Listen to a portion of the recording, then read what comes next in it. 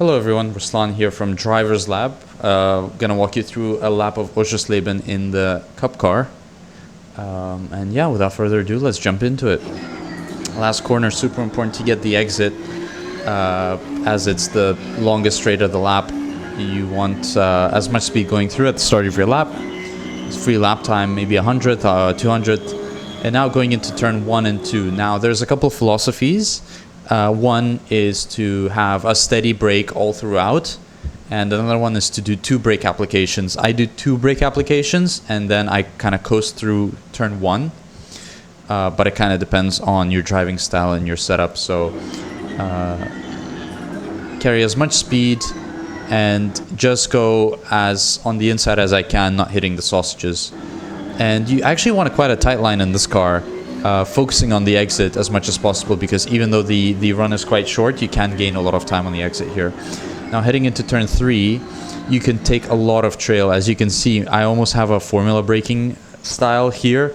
That's just because of the trail, not necessarily because of the car characteristics. And I really focus on the second apex coming out here. Again, focusing on the exit, single throttle application, and gaining as much track as possible without going over track limits, of course. Coming up to turn 4, 5, 6, it's really one single curve that you got to be thinking about. Very easy to overshoot. I'd rather undershoot than overshoot, especially in this car. It can understeer wide here, even though we've tried our best to make the setup as compliant as possible. For this corner specifically, you can gain a lot of time. On the brakes, just trying to put some weight on the front to get it to bite. And now coming up to a very, very long turn 7. Doesn't seem to ever end. Again, single throttle application as best as you can.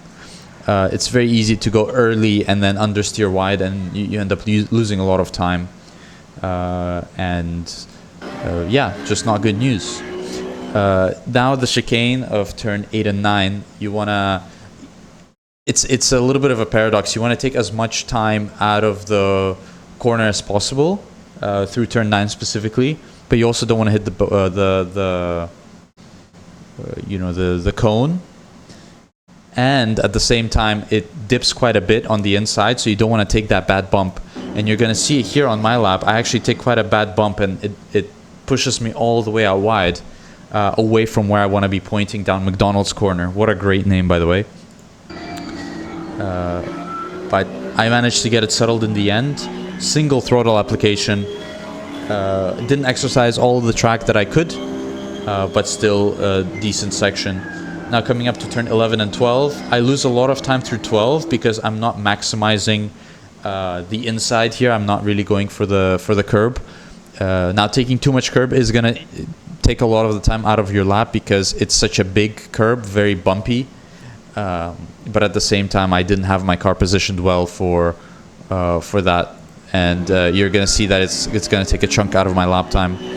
Very easy to get track limits on the exit there as well. Now, penultimate corner, you want to really maximize your track limits. You can almost go on the grass without taking a 1x. And that's very useful. You can carry a lot of speed that way. And it also preps you better for the final corner. Braking just before the start of the paved, the painted pavement. And yeah, again, very late apex, using all of the track. And that's the lap of Oschersleben for you guys.